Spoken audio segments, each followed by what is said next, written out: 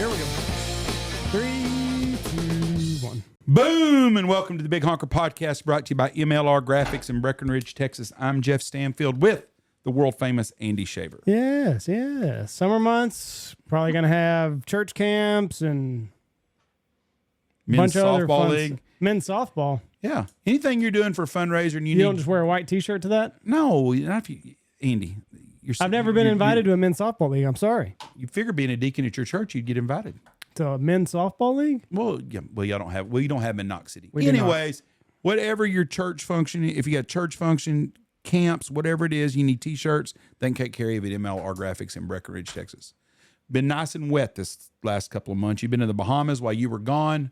I was actually working every day, and it's been raining. So you're back, and it rained again, so you're not the jinx. So I'm glad to see that. With us today from Claremont, Texas, and yes, folks, you'll have to look on a map to find out where Claremont, Texas is, I bet. Mr. Tyler and Malori Rogers. Did I get that right? You got it. Thanks, That's it. So, Tyler, you and Malori have been together since y'all were in college, correct? Since high Since school. high school. Now, where did y'all go to high school at?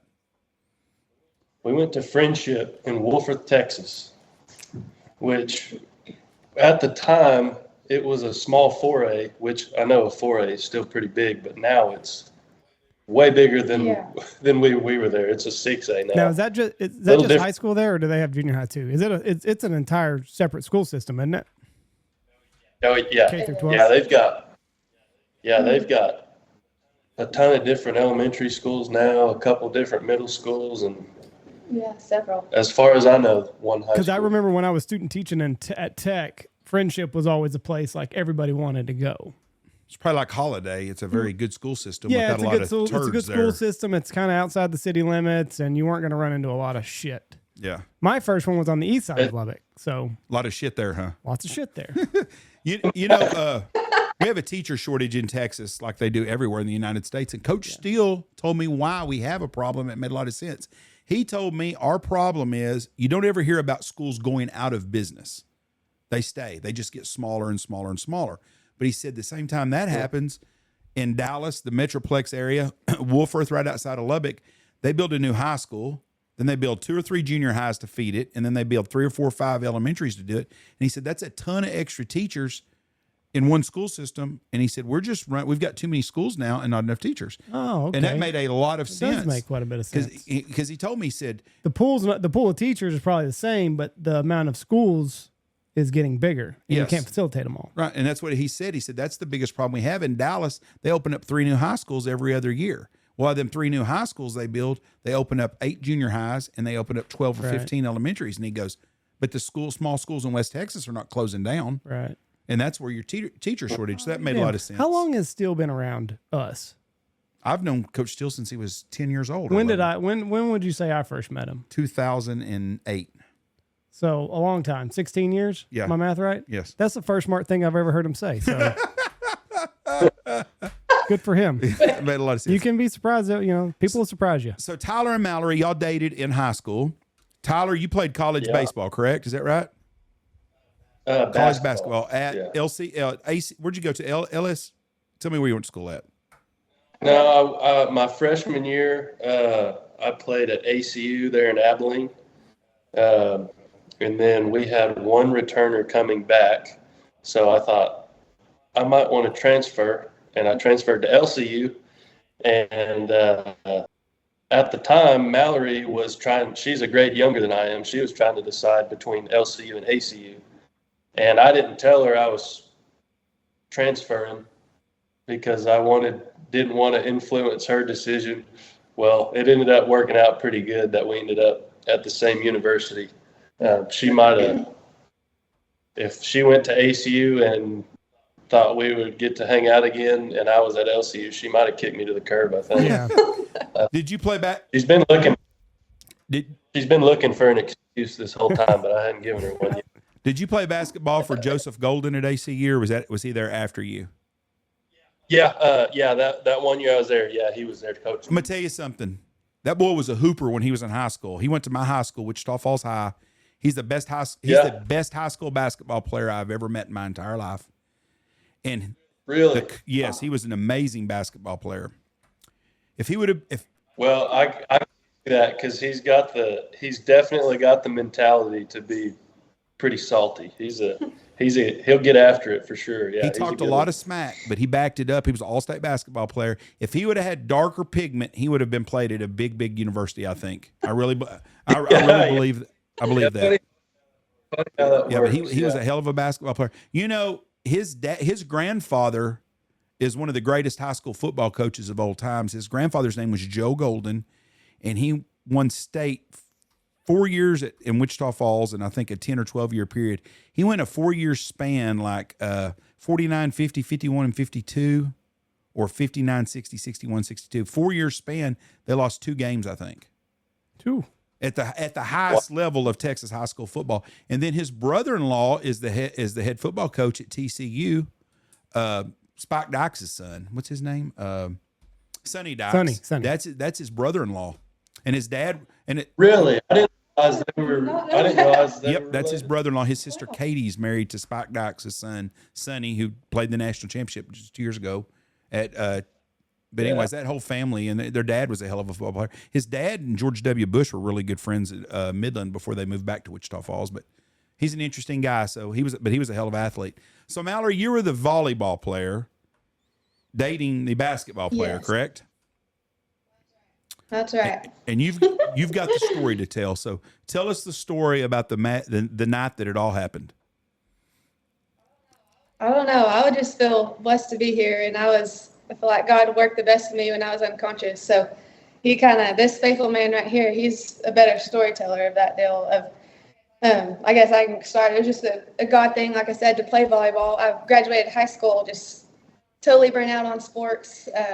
I just wanted to be a student, go to LCU, and enjoy college life, I guess. But it turned out the volleyball team at the time, they had a bunch of injuries that year, and they just needed another body to scrimmage so they can play 6-on-6. And I kept saying, no, the coach, we went to church with her, and she kept asking me to come practice. And I said, no, that's kind of weird. I don't want to be awkward and just to walk in from the streets and get knee pads on again. I don't even know where they were.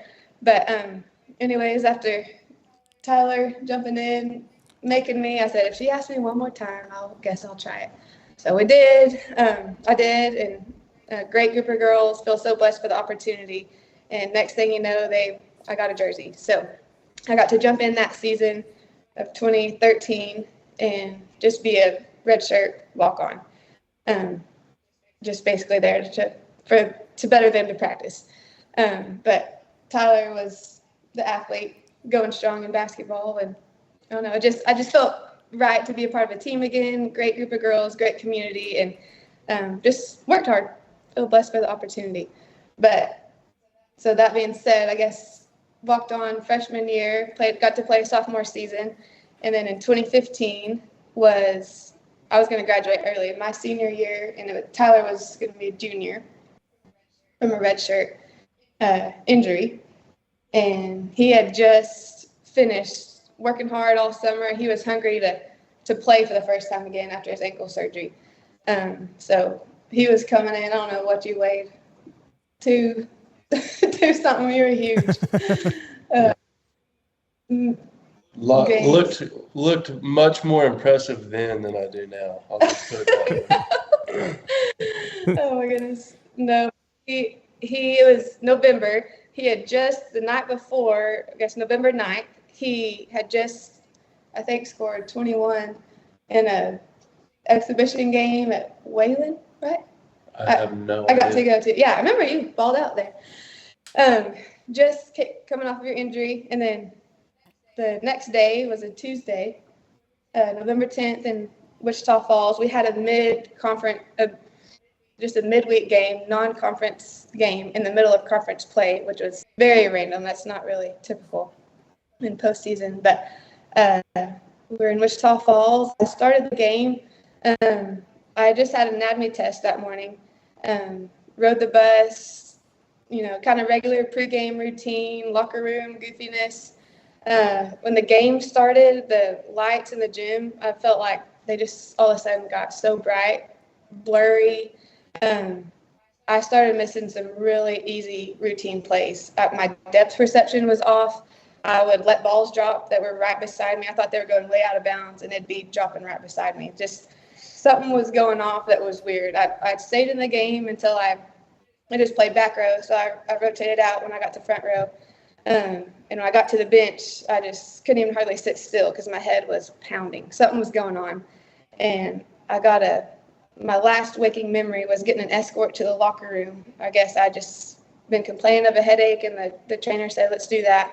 My mom and dad and sister were there, which is, a blessing, huge blessing they were there, because it was, midweek. My little sister's in 6th, 7th grade. That wasn't really typical for a school night for them to do a 3-hour trip to Wichita. But they were, and my mom came in the locker room. I was already unconscious at this point, and she said, she's having an aneurysm. We got to get her to the hospital. Just a mama bear instinct. And so from there on out, I'm unconscious. Tyler knows this story better than me, probably to take it from there. But okay. You want to? Yeah. Okay. It's kind of funny because people will ask us for, to kind of come tell Mallory's story, and on podcasts and interviews and stuff. And I always feel bad because I'm always the one that ends up telling it, because Mallory was KO'd during the whole thing. I'm out. And, it's okay. Mallory's story really starts after she's kind of cleared by the doctors.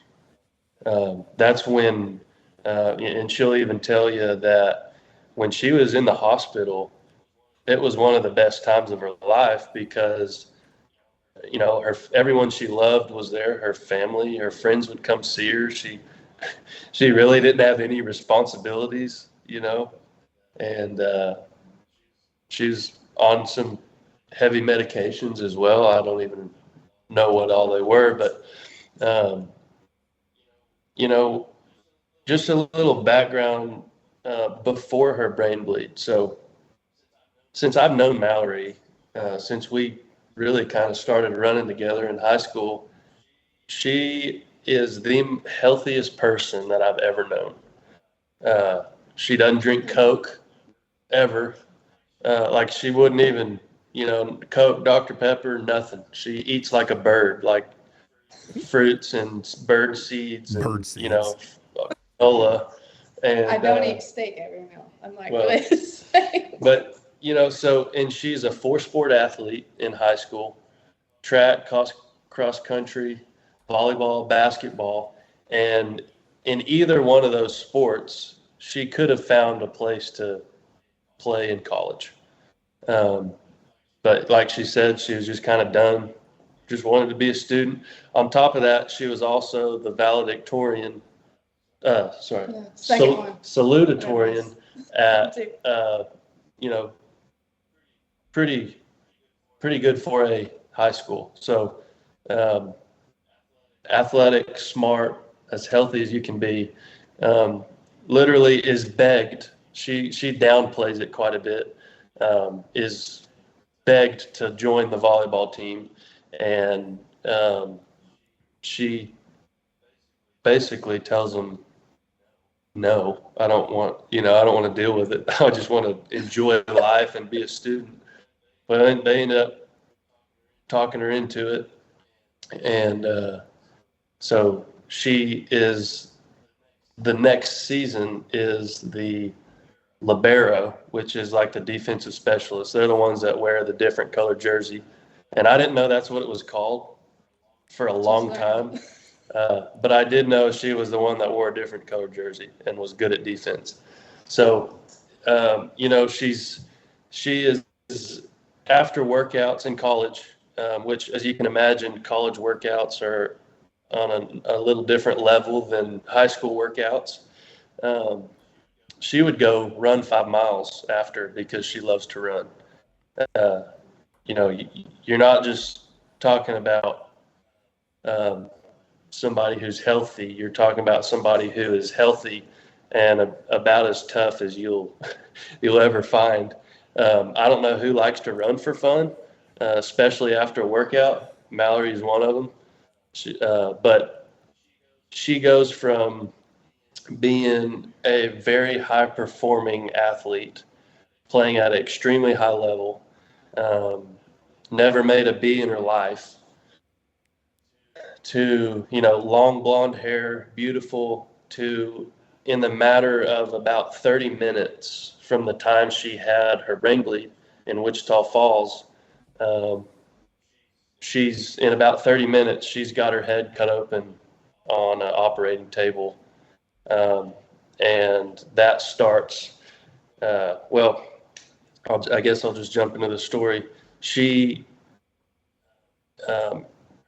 Her dad, which in college, your parents don't go anywhere near the locker room. Your parents really don't talk to coaches. That's, it's business. It's not, in high school sports, they're business too, but when you're in college, it's a whole different ballgame. I mean, your parents have no involvement hardly at all. And so for them to go into the locker room, you can imagine, is a pretty serious deal. But the trainer, and I wasn't there at this part of the story, but from what I understand, they are wanting to call an ambulance, and her mom and dad were like, no, it'll take them forever. Let's just jump her in the car and we'll go. So her dad is running to their car out in the parking lot, and he runs into the head soccer coach at Midwestern State. And he says, hey, what's going on? He said, my daughter is hurt.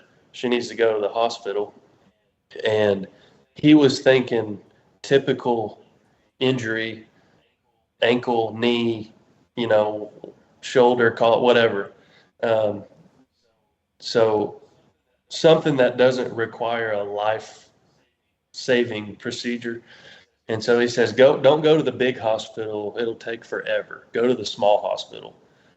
And my father-in-law was like, okay, so he goes, they pull up, they get Mallory in the car, they rush to the hospital, and they obviously call ahead and say, hey, we're coming. Well, in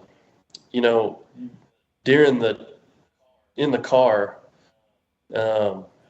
Mallory is stiff as a board, throwing up. Her mom is in the back seat, scooping vomit out of her mouth, so she's not choking.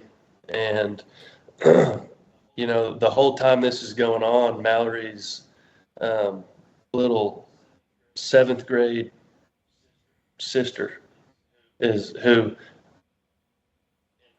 in her eyes, Mallory is number one. I mean, hero. And she's watching this. I mean, that's a pretty serious thing to witness when you're that young, as you can imagine. And so they get to the hospital, and people meet them out there, and they wheel Mallory in there as best they can to get a CT scan. And it just so happened that the neurosurgeon who performed, Dr. Kamath is his name, amazing man. He doesn't practice at this hospital, but he likes to do his kind of routine surgeries at the smaller hospital because there's less traffic. And I don't know of any routine surgery that a neurosurgeon does, but I guess there are things. But anyways, he just so happened to be there, and he sends her getting a CT scan, and he's like, hey, we have to operate right now. I want to send her to the big hospital, but she doesn't even have that much time. And, Wichita Falls it's not small, but it doesn't take long for an ambulance to get from one end of town to the other in Wichita Falls. But so if that tells you, kind of how serious things were, we're in life-saving mode right now. He quality of life is not really a question at this time. It's just, let's keep her heart beating. So Dr. Cometh had just got done with surgeries. He sent his surgery staff home for the day, and he's pulling in nurses that are not on his surgical staff to start this surgery on Malori. So, that's another thing. If you can imagine being pulled into that and you've never been a part of it, we were told later on that he was having to explain what tools he wanted because, and it's no fault of their own. That wasn't their job, but that day it was. Right. And they filled in for the surgical staff until that surgical staff could get back to the hospital. And so there was no waiting around. But, it just, when I think about how healthy Malori was, and you go from being the healthiest you've ever been to fighting for your life in a matter of minutes, that puts things into perspective on, it don't matter how good you feel physically, mentally, whatever, a snap of a finger, your world could be turned upside down. Yeah. Amazing that this didn't happen 2 hours before, because if you're halfway between Lubbock and Wichita Falls, there's nothing there. Benjamin. Yeah, exactly. Benjamin. And then you're talking about a helicopter having to come pick you up, and it's 2 hours from getting a helicopter to you. So God had you in the right place at the right time. And that just, like you said, Wichita Falls, you can get across Wichita Falls in 15 minutes. Yeah, and it's he's 10 minutes from Kel West to Bethania Regional, because I'm assuming you were at Kel West. Yeah, that's exactly right. And you don't even have 10 minutes to spare. Yeah, Kel West, for those that don't know, it'd be about like looking at an elementary school. Yeah. It's kind of like That's a really good analogy of it. You're right. Which we'll get to it, but when I pulled up there, I was like, holy cow, she doesn't stand a chance at this place. No? I hate to say that, but that's the first thing that went through my mind was like, am I in the right place? There's no way. Right. But, God started working in this a long time before this happened. Malori was a perfect candidate for a presidential scholarship at ACU, which is where she wanted to go. For some reason, she didn't get that. They didn't really give an explanation why. Was kind of confused, whatever. So then she ends up at LCU. If she would have had a brain bleed in Abilene in the dorm, she wouldn't have been playing volleyball. Her roommate might not have been there. There's no telling. Then she goes to LCU. She's literally begged to play volleyball. She doesn't want to. What if she would have been walking to class, or, well, I guess it wouldn't have been to class. It'd have been, studying or, back of the library where nobody is. Yeah. She happened to be, the perfect place for her to be was on a volleyball court in Wichita Falls, and to go to Kel West to have a life-saving brain operation. Now that doesn't make any sense, other than there was some pretty serious divine intervention going on. Because if you were to ask me, hey, where do you want to have a brain bleed at? I'm going to definitely not say Wichita Falls. Would. Now, knowing Dr. Cometh, I probably would would say there. Now, was But, there any explanation on like, because it's a brain aneurysm, right? That's what a brain bleed is, or am I mixing some things up? So a brain aneurysm. So yeah, it's like it's a blood clot, right? And it lets loose. Yeah, it was an arterial venous malformation, AVM for short. And what it's basically, the way they described it to us was like, you know, those rubber band balls where you just put one rubber band over the other. It's like a rubber band ball that is blood vessels that are extremely weak.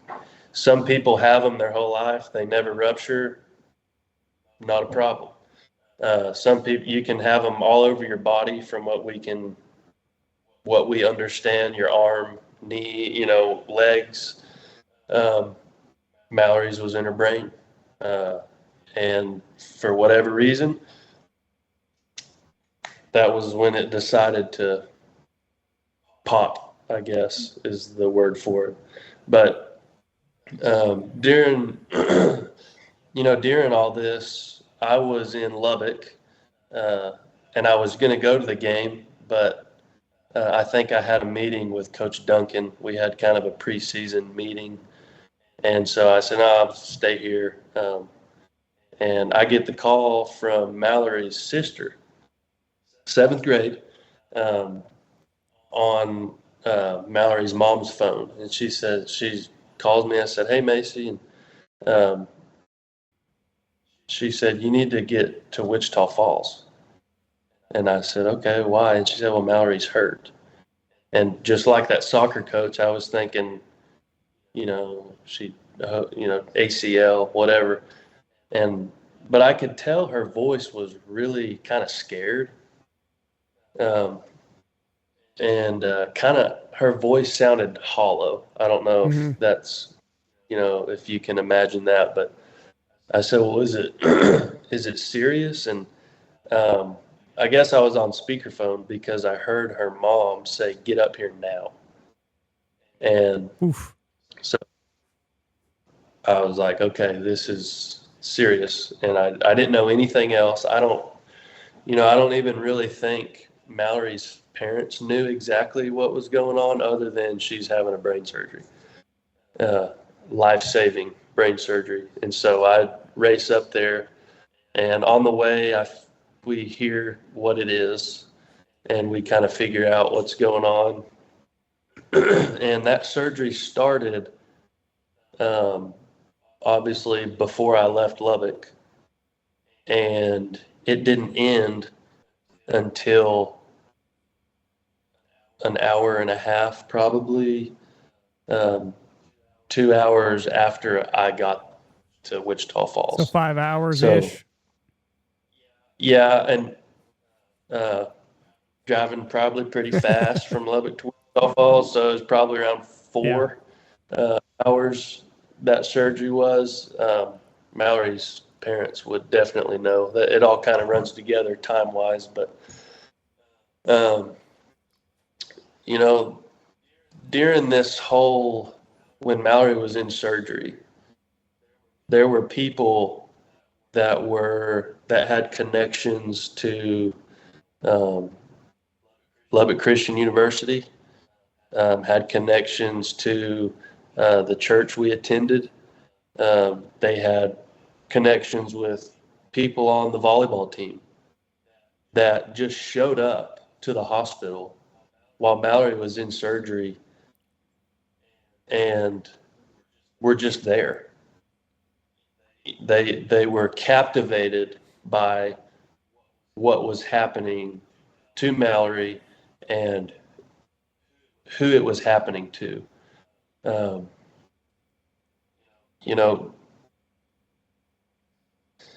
When I got there, there was probably around 75 people. Jeez. in Kel West that were there just comforting whoever they could just to be there.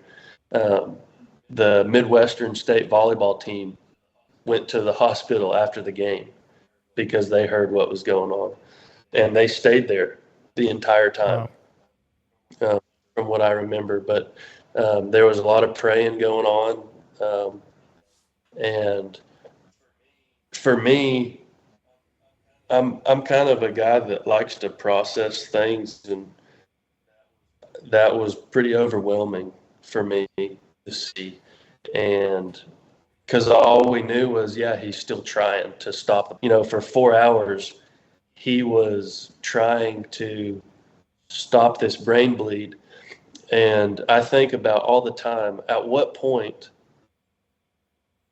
if you're in that position, a surgeon in that position, and you have taken, a couple hours to try to stop one bleed, at what point do you say it can't be done? Right. Now, how long do you try before you think, well, there's no way to stop it? And man, I always tell myself I'm going to remember how much blood Mallory lost, but they had to give her a lot of blood, multiple units, which my uncle is an orthopedic surgeon, and when he found out how much blood they were having to give Mallory, he got really quiet. And I remember his tone changed a little bit, because he was, preparing to give some bad news is what he was thinking. But, anyways, Dr. Cometh tried and tried and tried and tried and didn't give up, and ended up getting the bleed stopped. But, during this whole time, there were people gathering at Wichita Falls and at LCU, people gathering in the mall there at LCU to pray for Mallory. And I ask myself a lot, why I wish everybody that was in this kind of situation could have that kind of support. And I don't know, I wish everybody could, but I think it speaks a lot to, number one, the community that, West Texas, Lubbock and Wichita Falls, and the little bubbles you have within, church communities and LCU and all that good stuff. But it also speaks to who Mallory is as a person. I've never known her to have any crosswords with anybody. I think she might be the only young lady in history to go through high school with zero drama. But I probably have some haters. I've never known her to have drama with anybody. But so, they ended up getting the bleed stopped. And I just remember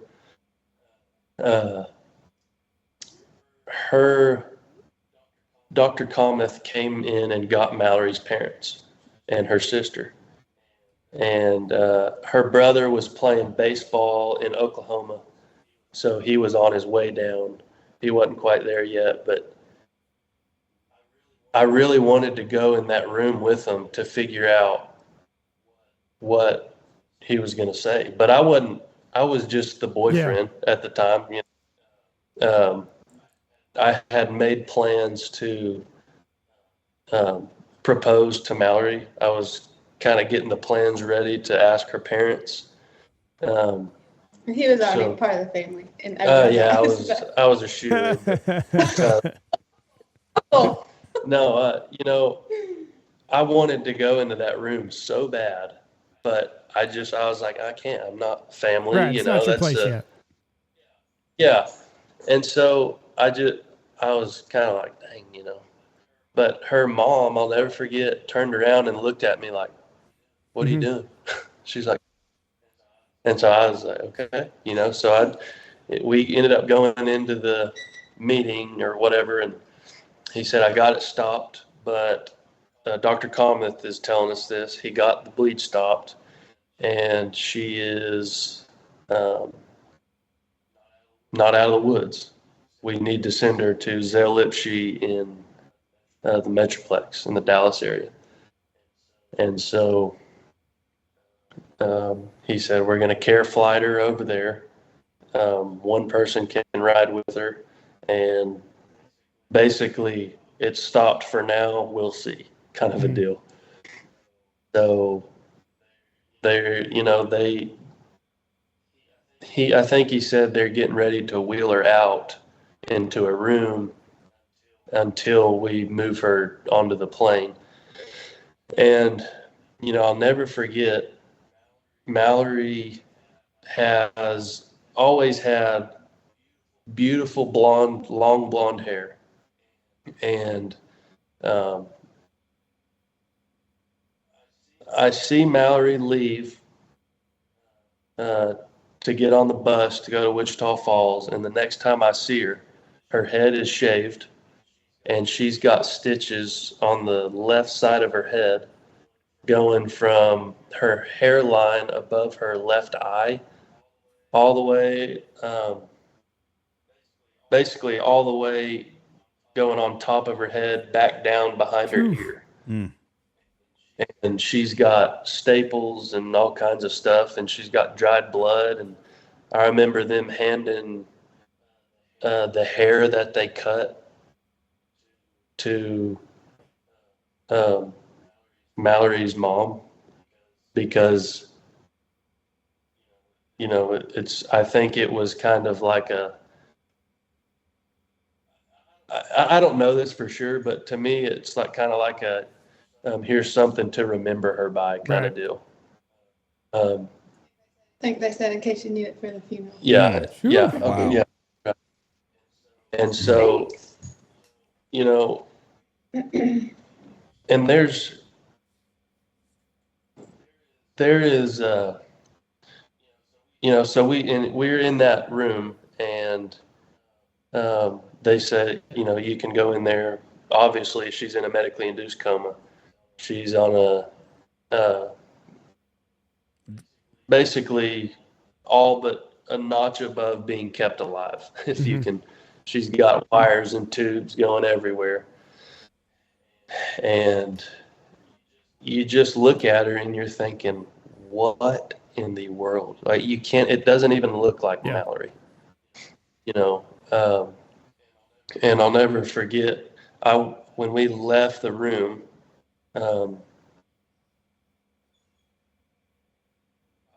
I went into the lobby, and Dr. Kamath is addressing everybody in the lobby now, because it's kind of like he's trying to calm down the crowd, an angry mob that wants to know what's going on with Mallory. But he's addressing them, and a nurse looks at me. I'm about to lose it.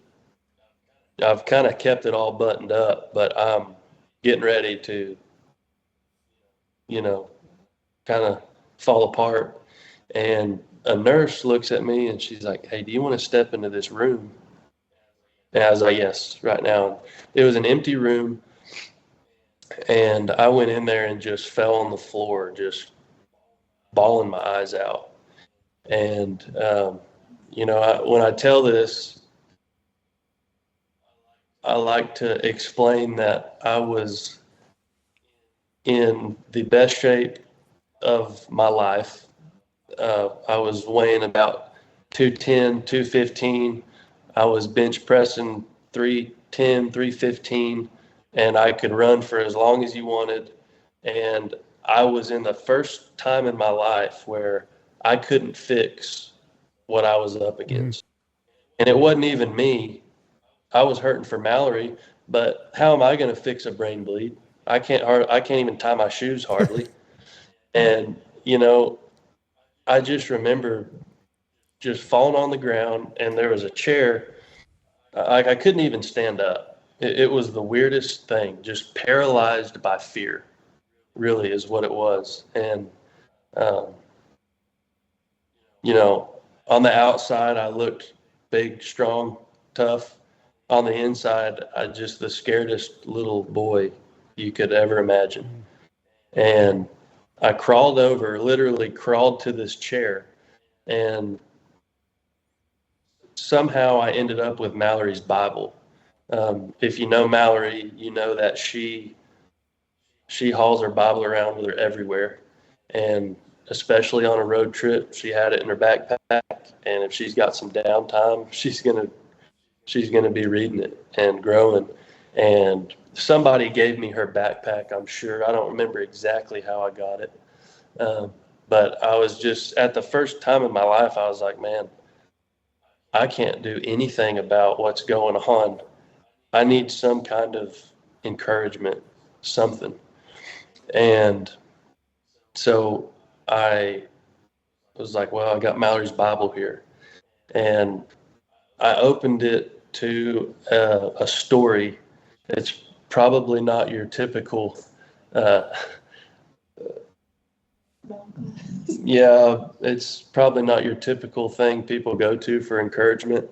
But I was needing some strength, and I was reading about Jonathan fighting the Philistines. 1 Samuel 14. And I'll just tell the story. There's a lull in battle, and he says to his armor bearer, he's like, look, I'm bored to death. Let's go find somebody and kick their teeth in, basically.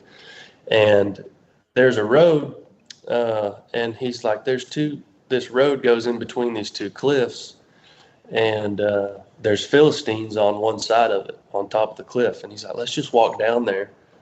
And if they call down to us, we'll know God's on our side and he's giving them to us, and we're going to go kick their teeth in. And armor bearer's like, all right. So they set off walking down the road. Philistines seeing, they call down to him, and he's like, look, Jonathan looks at his armor bearer and he says, you ready? He says, yeah, let's go. I'm with you, heart and soul. And they climb up a cliff, and it says that they killed 20 some odd Philistines in like half an acre or something. And I was reading that. At the time, I went to that story a lot because I thought I was supposed to be the guy climbing the cliff, killing the bad guys, the one out in front, be a leader. And that was the first time that I noticed what the armor bearer said to Jonathan. And he said, I'm with you, heart and soul. And it just hit me. I was like, man, like, I have to physically say, God, your will be done. I'm with you, heart and soul. And so I stopped, reading. I finished reading and I started praying.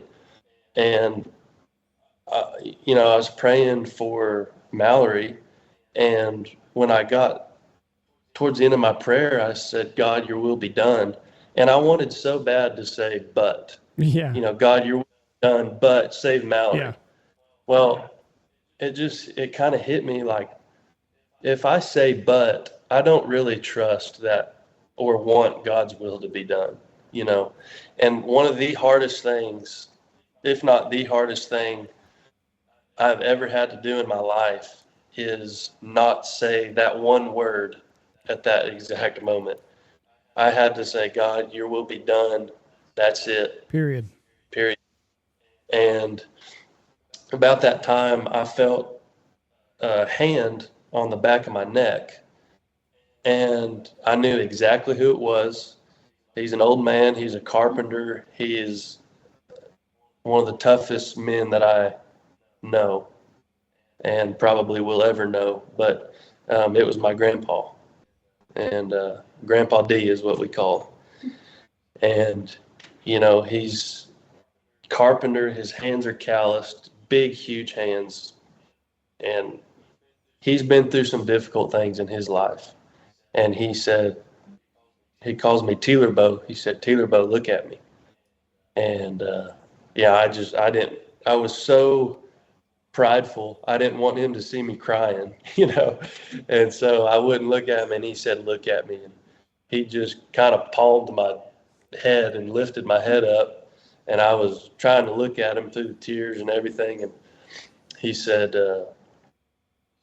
"You listening?" I said, "Yes, sir." And he said, "Don't forget how you feel in this exact moment." And at first I was like, I want to forget this immediately. Yeah. Right. The worst I've ever felt in my life. Yeah. Not advice I'd have come up with at that moment. No, yeah. It's like, and I fully expected him to say, Mallory is going to be just fine. We're praying for her. And, he's one of the most faithful men and wisest men that I've ever known. And for him to say that, I was like, wow, what are you thinking? What the hell do you even mean? I need a little bit of comfort here in the worst time of my life. This young lady that I'm wanting to marry is what it looks like going to die.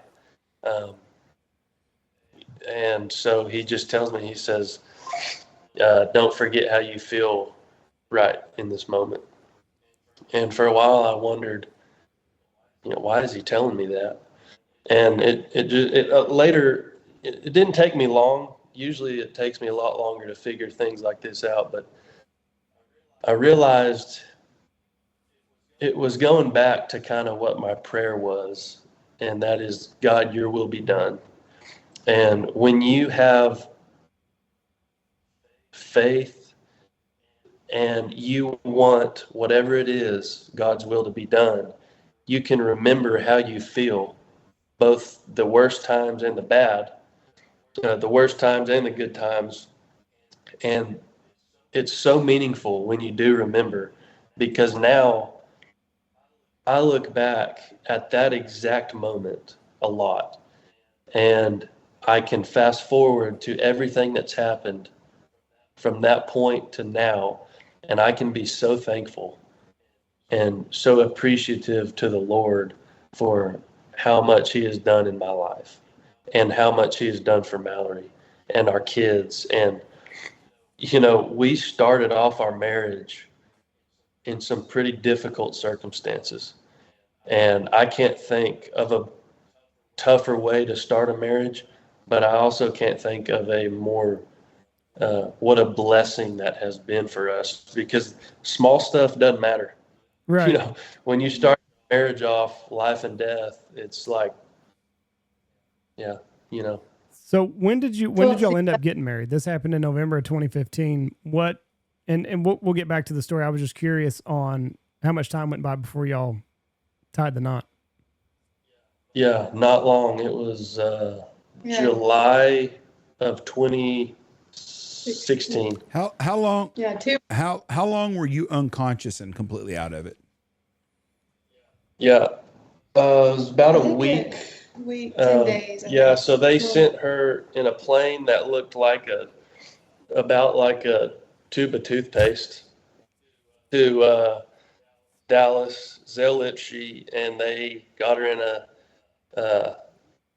intensive care unit, and she was out cold for a week, I want to say, and every 30 minutes, it was either 30 minutes or an hour, they were coming in to give a sternum rub, basically keep her.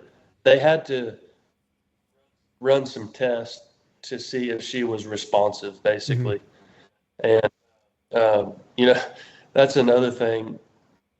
When you see somebody slapping your loved one around, sticking their fist into their sternum just to get a reaction, that's, even though they're doing their job, it is hard. Yeah. That's hard to watch them walk in and just start smacking your future bride around. But so she goes to Zell-Lipschi, her dad flies with her, everybody else drives, and basically we take over a waiting room closet that it's like a really small bedroom size, and the whole thing had air mattresses in it. Like the whole floor was a pallet or an air mattress. And we basically took that hospital over with the amount of people, Mallory's family, but so I go back to Lubbock, and I've got a tournament, like a opening season tournament in Colorado, and the whole time I was there, Mallory was unconscious. Mm-hmm. So for 7 days, I want to say I was there for two days maybe, and then I had to go back because I had a really good mentor of mine. His wife had cancer real bad, and he called me and he said, "Hey, you're going to that. You're still playing." And I was like, "Yeah, no." Basketball seemed pretty pointless. There wasn't a whole lot of meaning to it at the time, and I think for good reason. But he said, "You're going," and I was like, "No, I'm not. I'm not going." And he said, "What are you going to do to help Mallory? She didn't even know you're there." And I was like, "You got a point, point taken." And so Mallory's family, obviously, they stay there. I go play in Colorado, and she's out a week. And on my way back, I am flying from Colorado to Dallas, and I get a text saying they're taking her off of the basically they're bringing her out of the medically induced You're coma. on the ventilator.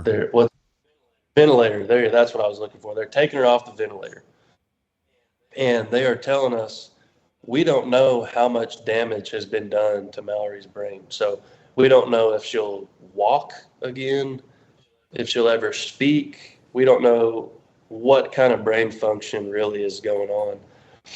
And so that's in the back of your mind. Right when we're taking off, I get a text, "Hey, they're taking the ventilator, they're taking her off." So I'm sitting in this plane all the way back thinking, holy cow, what happened? Yeah. They tell you to turn your phone off on an airplane. I don't think it's necessary because I had mine on the whole time, and we turned out just fine. Yeah. You don't have very good service, but whatever. Better than nothing. So we land, and I call her dad immediately, and he said, "Man, she's doing good." And she's opening her eyes. She's smiling at people that she should recognize, her parents, her sister. She's not really talking. And so now Mallory, we're very optimistic that she has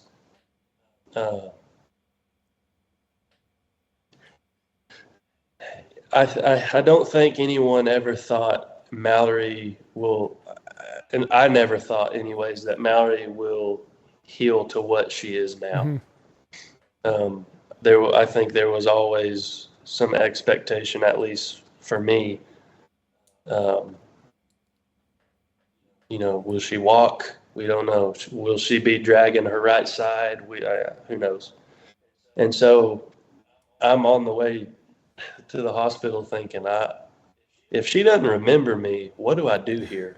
51st dates. Yeah, and it's That's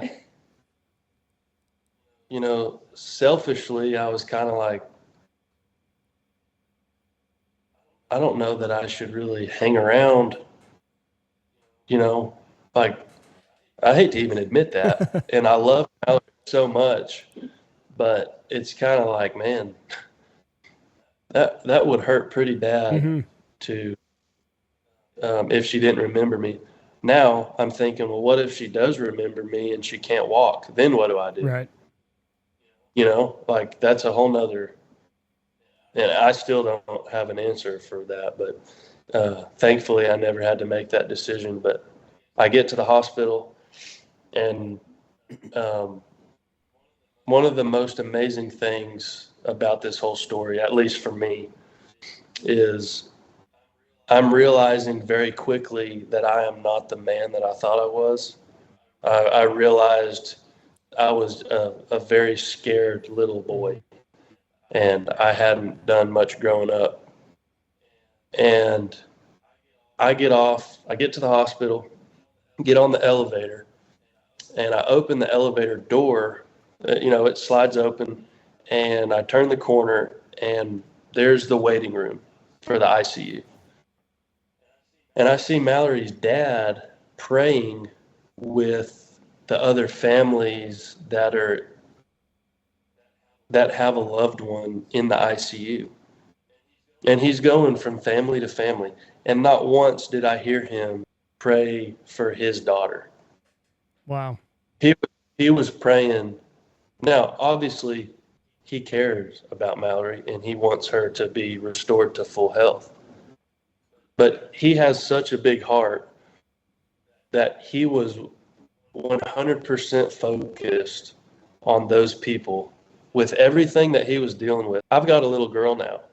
I can't imagine having to see my daughter go through what Mallory did. And I can tell you for a fact, I probably wouldn't be worried about other people. No. That's pretty harsh. Yeah. But I would be worried about my daughter and hoping somebody would come pray with me about my daughter. And her dad's walking around investing in other people. And that shook me pretty big time because I thought, her dad is not the biggest guy. I would even say he's short. And I'd tell him he's a 5'7" faith giant. yeah, that was,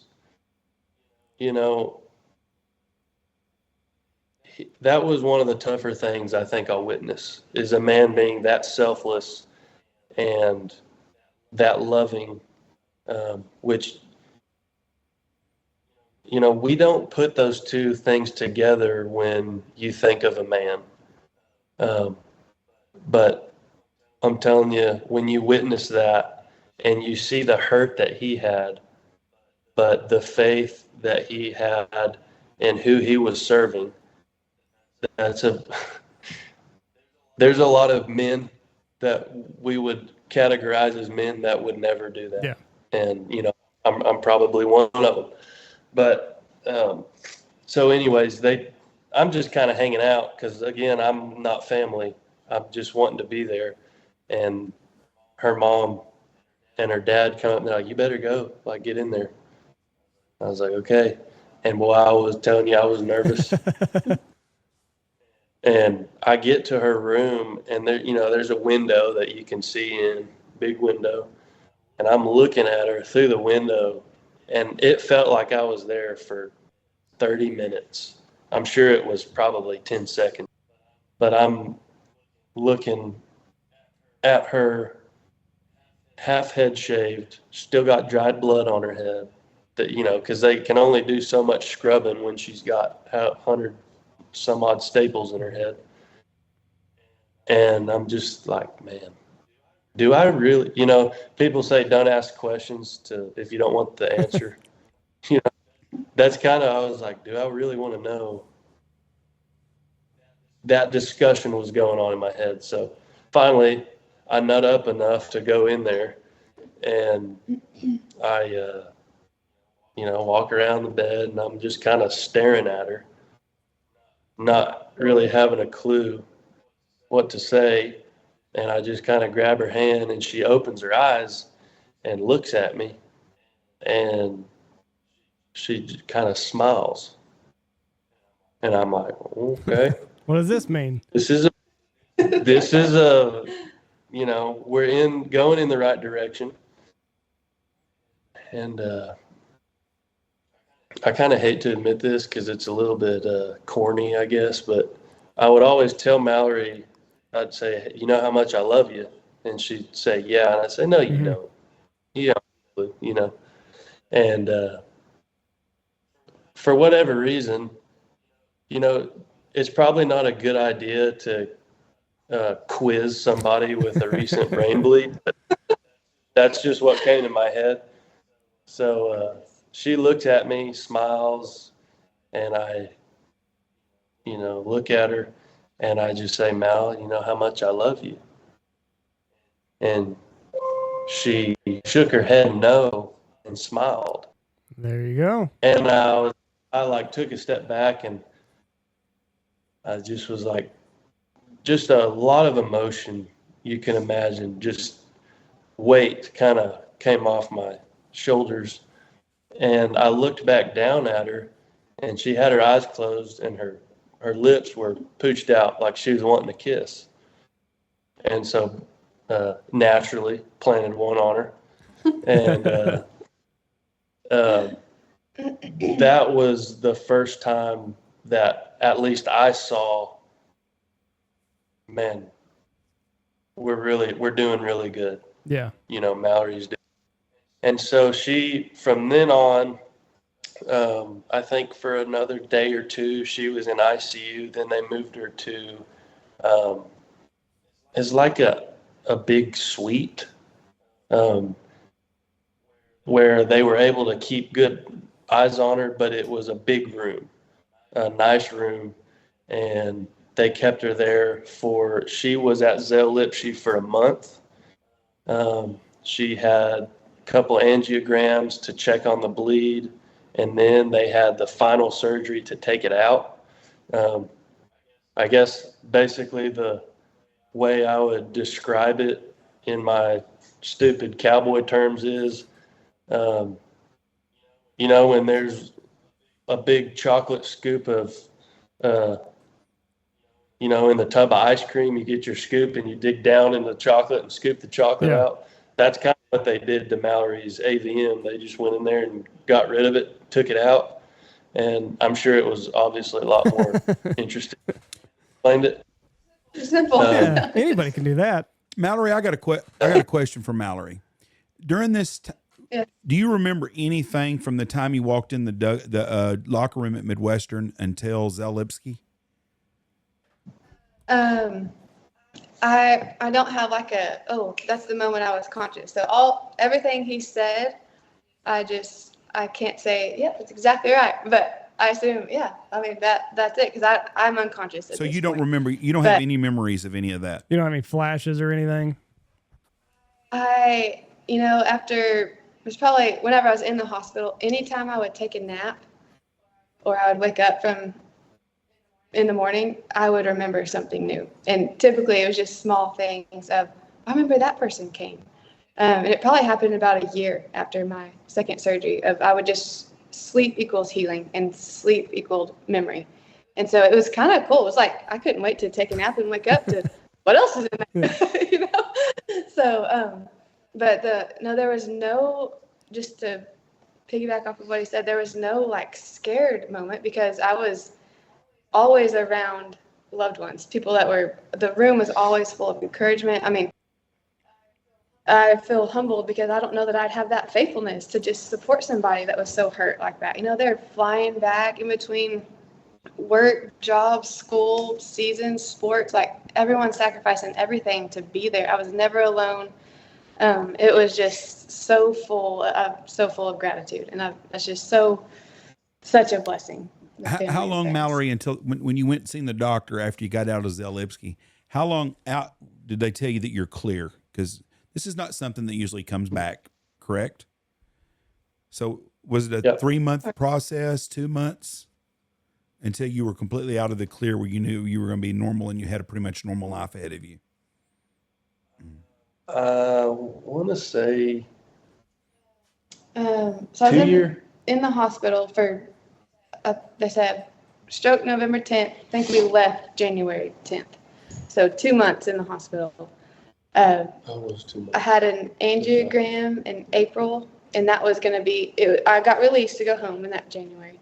But they said, let's have an angiogram in April to a double check, all clear. And the angiogram in April, he said, see in 10 years, because everything. See in 10 years. We were all kind of Are you sure? Yeah. I feel like we should do this every year or something. Let's get ahead of this. Next one. Did your motor skills, how long did it take to get all your motor skills back? I went to therapy when I left the hospital. I was in therapy in the hospital, and I went to therapy in Lubbock when we got home. And I did that till April. They were trying to help me finish my classes because it happened in November. So I needed to finish. Basically, I needed to take all my finals for that semester. So in therapy, they tried to help me relearn all those things. They said, let's start with the hardest class first, which was physics. And I was like, this is hard back when my brain works. I mean, we'll just hope for the best. But thank you, Lord, we got it done and was able to chip away at classes and schoolwork and LCU. I'm so thankful I was at LCU. What you figure, like, if you're ever going to like be exempt from a final, this would be the time. Yeah. Man, I mean, no mercy. No mercy at all. No. Can you imagine? I took it all. It was all legal. I got some accommodations I got to double my time length for processing speed. So that 4-hour physics final I'm surprised that didn't cause another brain bleed. Just, God. One thing that's pretty interesting about when she was in the hospital. So she had mentioned the day she had her brain bleed, she took an anatomy exam. Mm-hmm. And that particular class, I think is difficult at any university, but that's kind of a feared class at LCU. And she aced it, was one of the only ones that got an A on it. And we got that paper back. And when she, like, not long after she was taken, like a couple days after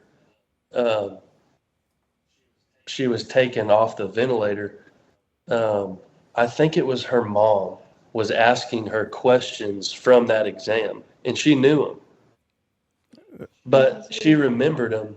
But at the same time, I was feeding her. They told us she can have whatever she wants to eat now. She wanted Chick-fil-A. Great choice. Yeah. It's the Lord Chicken. Brain bleed or not. Yeah.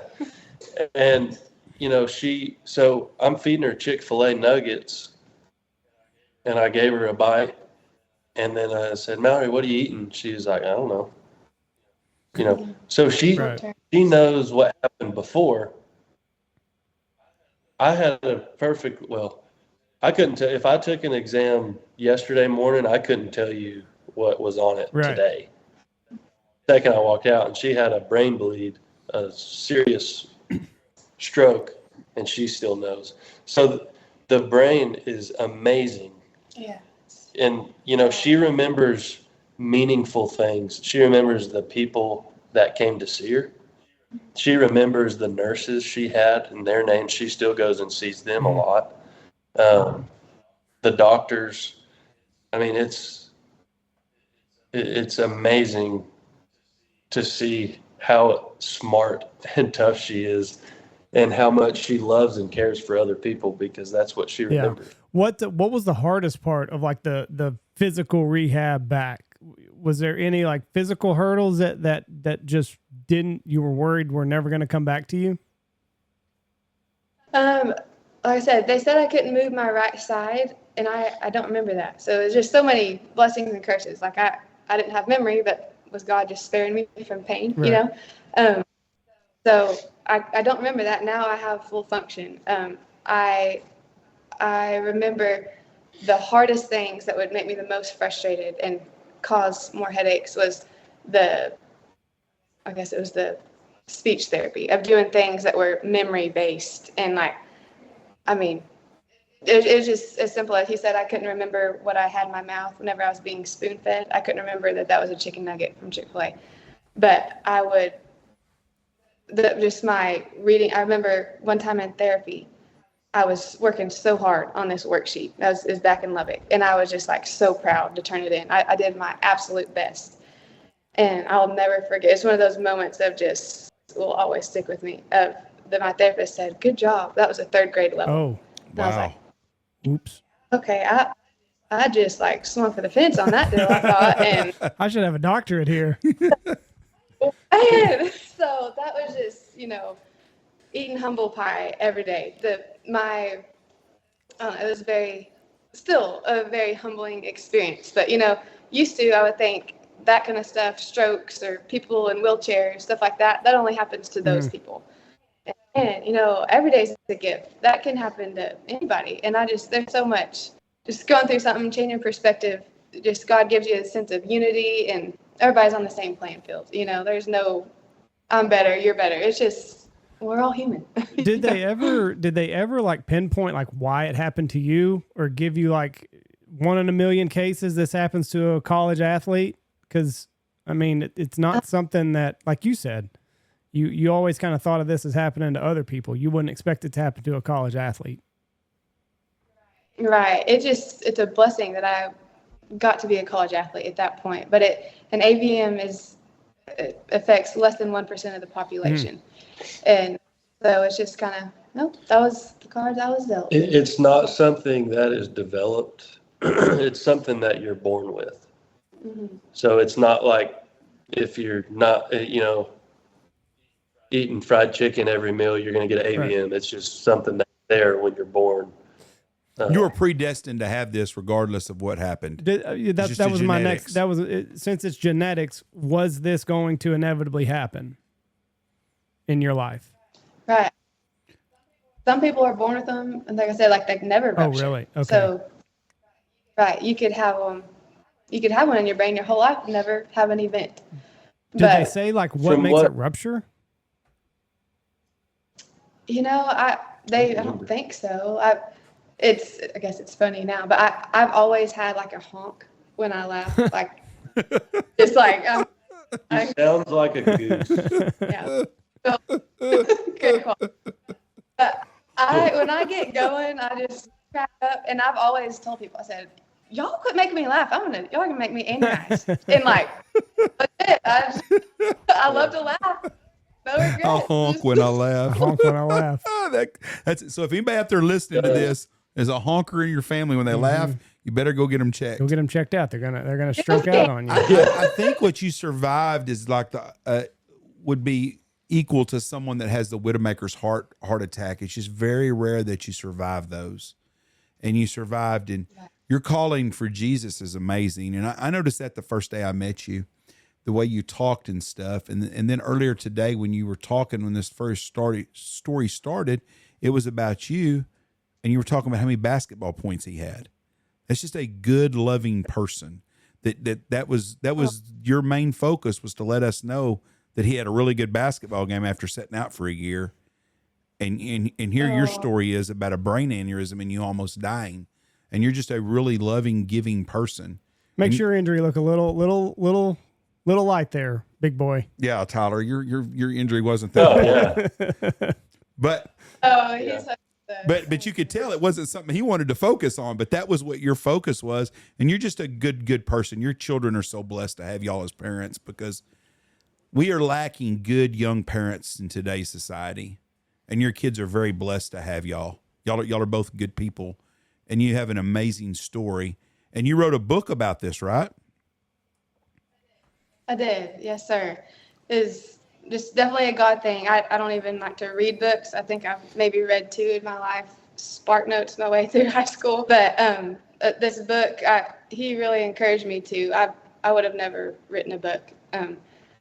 But I would just, when something like that happens to you, I guess God just, it's a platform for the Lord if you choose to view it that way. And I wrote a book, but I cannot quote you a full sentence. I claim it. I did it, but it was something that was just, when God was speaking in the middle of the night, I started typing, and it was just nothing I could have come up with on my own. But I just pray. It was the biggest motivation to do it was just, he made me, and he told me, you better write this down. But it's just to like, man, I hope, and this is for anybody, when you go through something, that pain is for a purpose.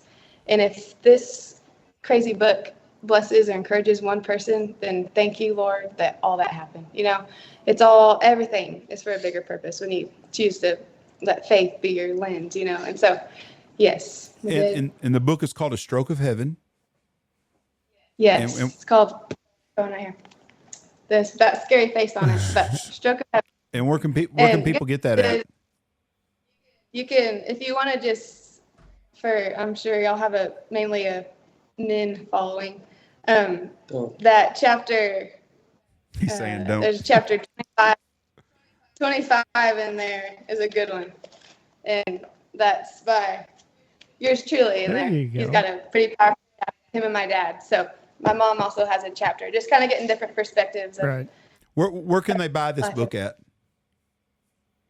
Probably everybody's go-to is Amazon, but you can do Barnes & Noble website, my publisher's website, westbowpress.com.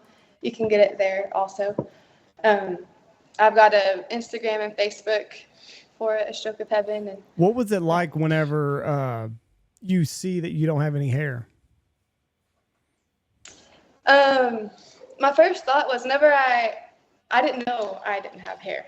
I was FaceTiming my brother in the hospital, and I just said, Peyton, because everyone's always said, no, if you shaved your hair, you and Peyton are twins. And so I thought I was Peyton. Oh, really? So, and then, I was so out of it in a sense where when the doctors came in, they said second surgery. I said, what do you mean second surgery?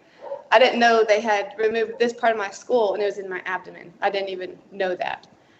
So, what? They took your head off and it's where? They didn't take your head off. They took it off. Not her head off. Go explain that again. Well, it was an old military strategy when that happened to keep soldiers. the tissue alive. When they, the tissue alive, and if they would be, shipped elsewhere while they were. I was just transported to walk. Andy was confused. Andy thought they cut your whole head off, and that's why I wanted to correct it's amazing this. how they did this. Yeah, it's amazing. They did some amazing surgery at Kel West in Wichita Falls. Her whole head. Yeah. Oh, I knew better, but I was just the stomach part took me for a loop. Did you ever see that sitting there, attached to your stomach? It was just like I had a bump there, and I would gave it a name, Baby Solomon. I don't know. I thought Solomon in the Bible, wisdom.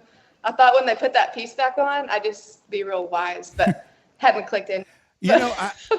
Your humbleness is amazing. You said a minute ago that you've read 2 books in your life. You was a salutatorian and graduated in a class of probably 400 people.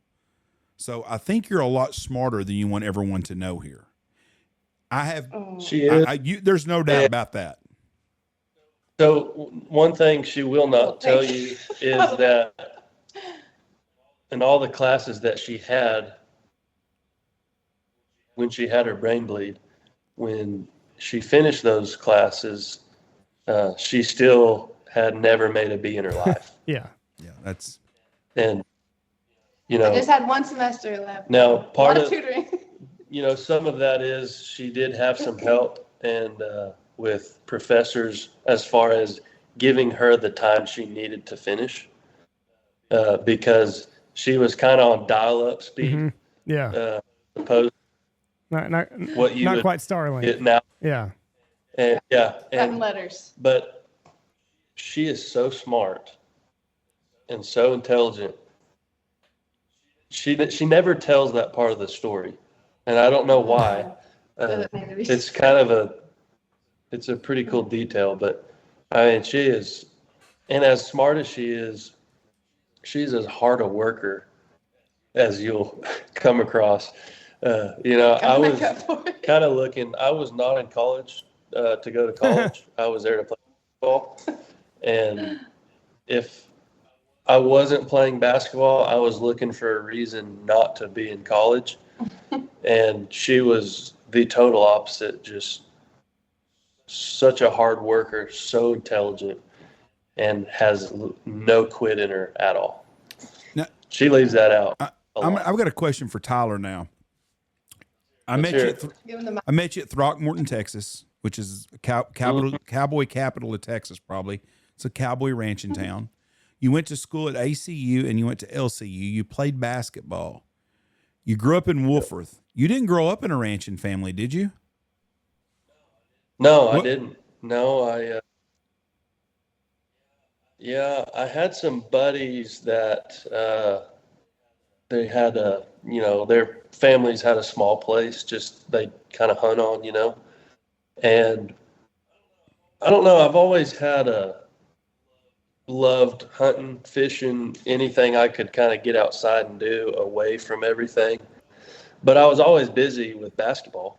Um, that's what I worked at. I didn't work at cowboying. I couldn't tell you which end of a cow was which at the time. I'm still trying to figure it out a lot of times. But when I was I had some opportunities to play in some pro leagues they probably weren't very good, but I could have continued playing, and I was just like, no, I've worked really hard at this game, and I'm done. I kind of reached a point where I didn't really want to see a basketball for a long time. Part of that was because I had worked so hard at it for so long.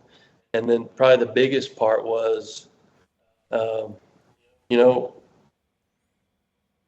seeing Malori go through what she's had to go through really put things into perspective for me. Basketball was not as much of a priority as it was before November 10th at about 7:00 p.m. Mm-hmm. But so to answer your question, no, I didn't grow up ranching. What kind of pulled me towards doing what we do now is Malori.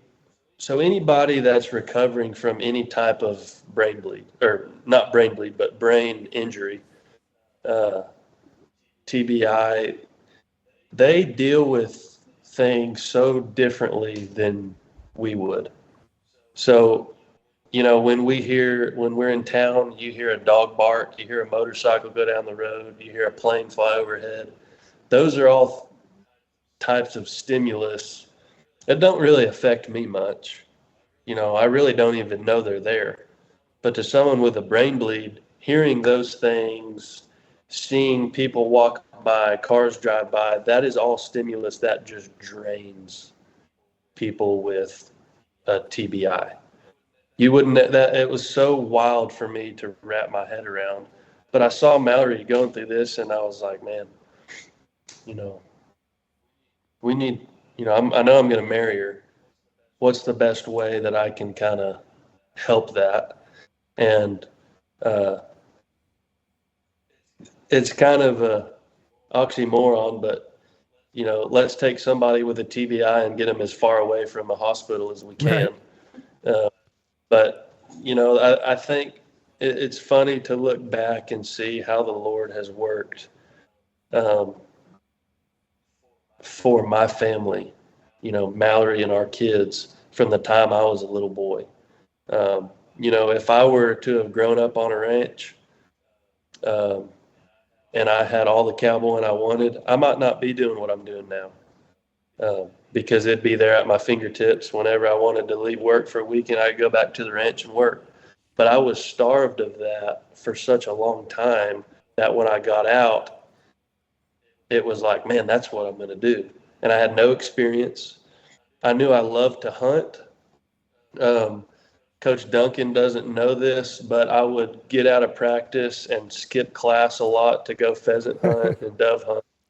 And very rarely would I get anything, but I was just kind of away from, you guys know, you're just out there and you take a deep breath, especially when you're stressed. And when Malori, when she got back to Lubbock after her final surgery, the first thing I did was I went on I think it was a 30-mile canoe trip, just me. I took my dog and I had a packet of hot dogs, and that was all.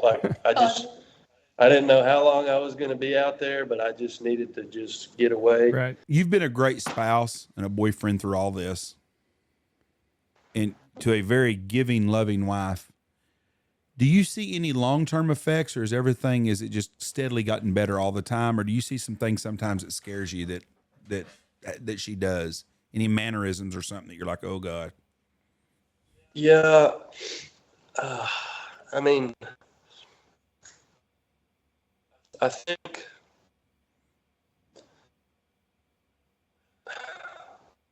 so. She can't see.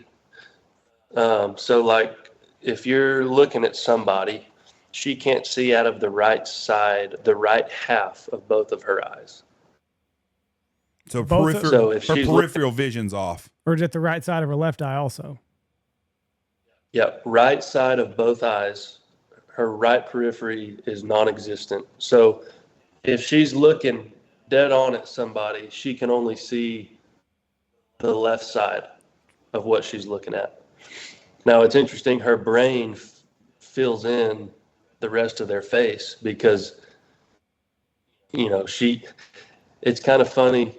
I don't notice it anymore. I did when I kind of figured out what she was doing, but she'll look at somebody and her brain, she's kind of like looking them all over, and her brain just like fills in the rest of their body. Right. And so, but anyways, back to the question. The periphery on her right side of both eyes, as a protector, that's a little bit alarming. You know, we live a long way from pretty much anywhere we want to go, and she's got the kiddos, and she's driving, and she passed, you know, she is legal to drive, but, you know, there's knuckleheads and accidents happen where people pull out on the right side of the road and you don't see them. People with all their peripheries don't see them. Things like that are a little bit worrisome. But, you know, what are you going to tell her? Don't, you know, you can't drive, and don't take the kids, your babies, where you want to take them. And, you know, but that's a little bit alarming. When we had our son, she had, which this is another interesting story. So her brain bleed was November 10th. Our son, his due date was November 9th. A couple years later, I think in 2019 is when he was born. And so she stayed up that whole night thinking, my son's going to be born on November 10th. How wild is this? On top of, no, sorry. I think his due date was the 8th, or it doesn't matter. She stayed up worrying about him being born. Then she stayed up the next night, all night, thinking about her brain bleed. Then we go to a doctor's appointment, and he says, yeah, we're going to induce the next day. So then she stays up all that night thinking, well, crap, I'm going to have a child tomorrow. Right. Well, then we have our son, McCrae, and obviously you don't sleep much after you have a baby.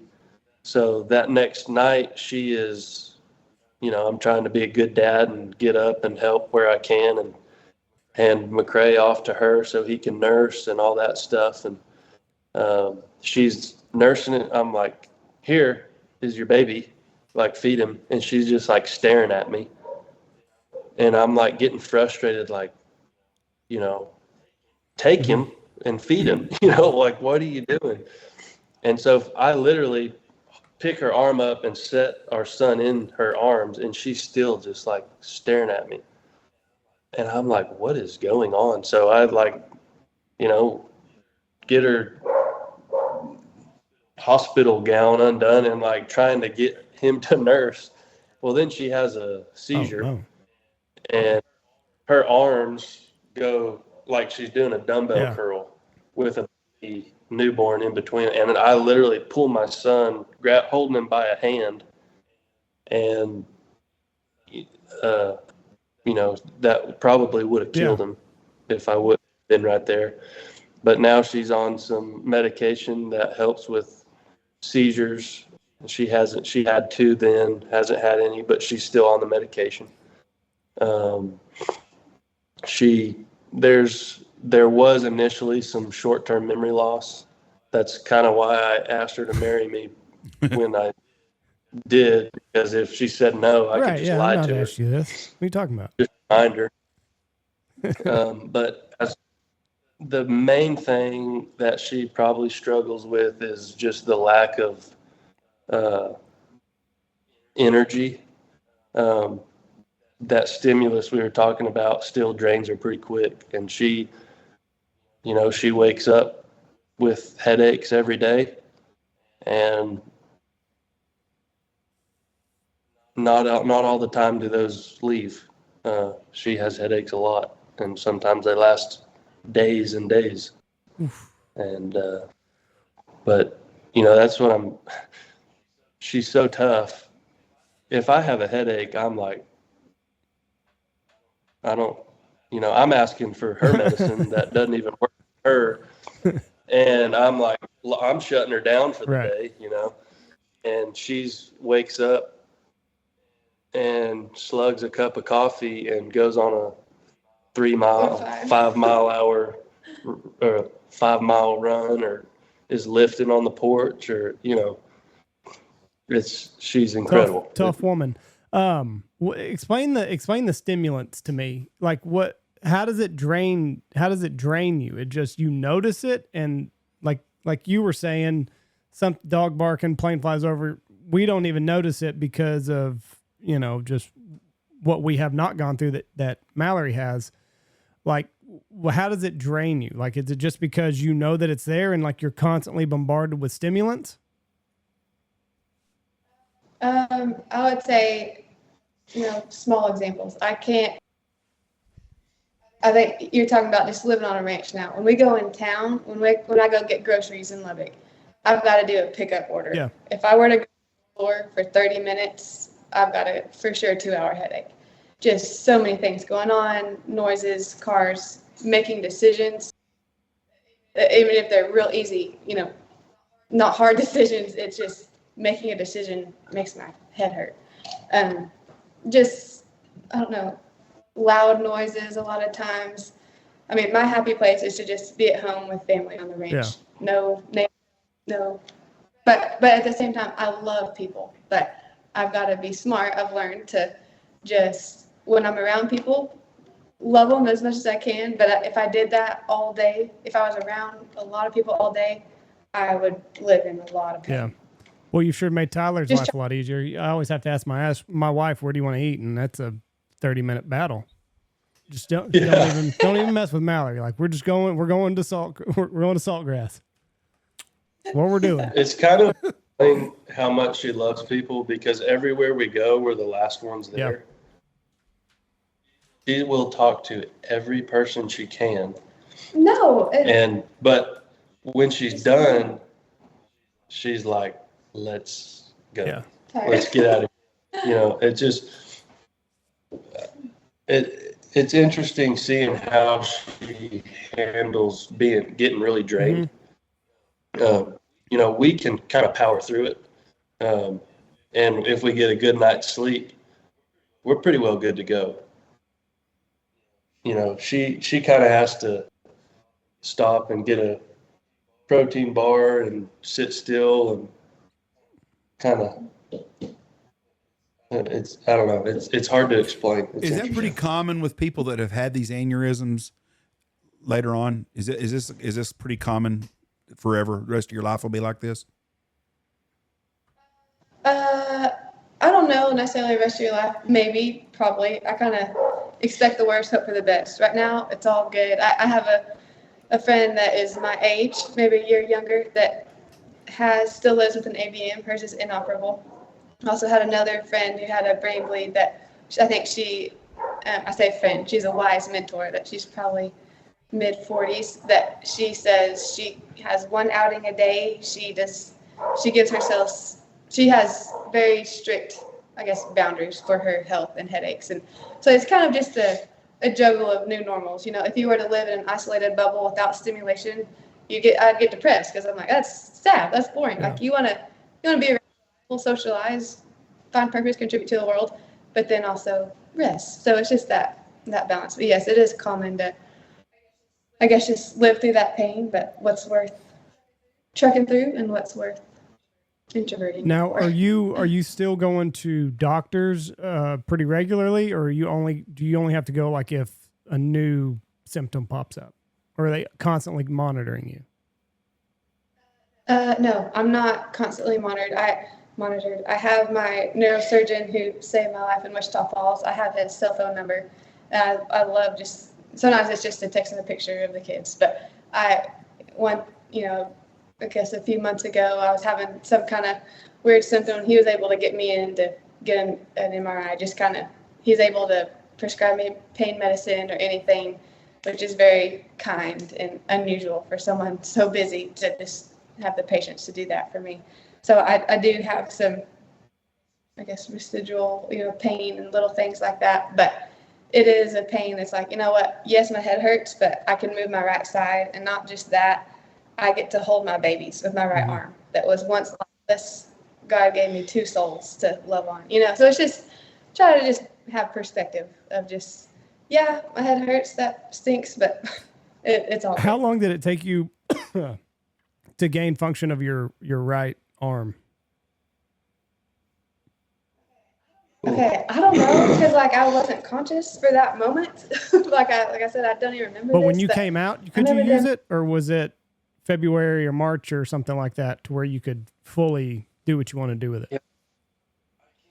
I can't give you an exact, like how long it was. What I can tell you is she couldn't move her right side very well when they initially took her off the ventilator. And I remember one of her physical therapy, exercises for the first probably week was they would give her a cup of ice, and she would have a spoon in her right hand, and she had to practice scooping a piece of ice into her mouth, and that was very difficult for her to do. Man, I don't remember how long it was, but I don't remember that, so I don't. When they moved her to, she never walked. I don't remember ever really dragging her leg or anything when they let her walk. I think it was more of her right side was really weak and not real quick. I don't know. Could still use it. It just took her a while to get it back. That doesn't probably. No, I remember my dad saying that the doctor said, make her use that right side, because it's, as I would imagine as a parent, you're like, oh, that's sad. She just had a stroke. Don't make her use that. That's hard. But that was a way of, he was saying, my dad said, I was so motivated. I knew you'd be so mad, you'd be so frustrated if you didn't work hard through that. So it's kind of some good, tough love. He's always going to sit right there. Make me use that arm to eat. Make me use that arm to drink. Any little thing, just forcing me to use it. From what they said, I don't remember that. It was probably a couple weeks, and then she got it back before she using it comfortably. Right. Listen, it's an amazing story. I would be freaked out every headache I got. Yep. I would be thinking, well, this is the one. That's the same with people that have cancer, and then they're like, yeah, my stomach's been bothering me for a while. Right. You had freaking cancer. Is that not the first thing you think about? Right. And I had a friend that died of stomach cancer that had it and got rid of it. And then he was having a stomach issue for a long time. And I asked him, I said, how long has your stomach been bothering you? 3 or 4 months. I guess I need to go to the doctor. Well, he ended up dying of stomach cancer again. I thought, geez, I'm a hypochondriac anyway. So he gave you stomach cancer. Yeah, you were worried about stomach cancer. Someone gets a stomach bug. I can hear about it over the phone, and my stomach's starting to get nauseous. I'm like, oh shit, I got it over the phone. They gave it to me. I appreciate y'all so much being on here. You've got a great story. People, go to Amazon, look up Malori Rogers. Is that what it's under on Amazon? Mm-hmm. And look up her. Look up her book. Y'all are great people. Y'all are a blessing to the city of Claremont. We'd love to have y'all in Knox City. We need good parents with kids. God bless y'all, and we wish y'all the best. Have a great life together. Thank you. Thanks, guys. I'm sorry for taking over. Mallory's story No. takes place in her book, so y'all will So get to. you did the best. She kind of spills her guts out for that book, and that's the important stuff that really everybody needs to hear. It's funny because her story starts when everybody thinks it should have ended. So sorry for taking over. She always points to me, but y'all check it out. You done a great job, Tyler. I Great appreciate job. you so much. God bless y'all. If we can do anything to help y'all, please let us know. Okay. Yes. Thank you. Thanks for having us, guys. Thank Yes, sir. y'all. Bye, guys. What a great story. What a story. What a couple. I'm telling you right now. Power couple. I'm telling you, it's good to see. For me, it makes my heart smile to see good young couples with families. You and Jesse do that. They do that. We need more of that in this world right now. Really bad. Y'all's kids are all blessed to have good parents because there's so many that don't. So this is a great story. It's an incredible story. Very lucky young lady, and she's got work ahead of her. Good episode. Yep. Thank y'all for listening to us. Y'all have a wonderful weekend. Please be safe. God bless y'all, and have a wonderful summer for everybody starting their summer now. Bye. Love you. Bye. Go check out all of our sponsors. Go check out Hemp Hill Farm. Use our promo code BHP. Alpha Outdoors Specialties, Mallard Base, Mossberg, Stanfield Outfitters, Double T British Kennels, Lucky Duck, Ducks Unlimited, Shin Gear, Looking Glass Podcast, Dive Bomb Industries, Dirty Duck Coffee, Pacific Calls, BHP 25, Boss Shot Shells, and MLR Graphics.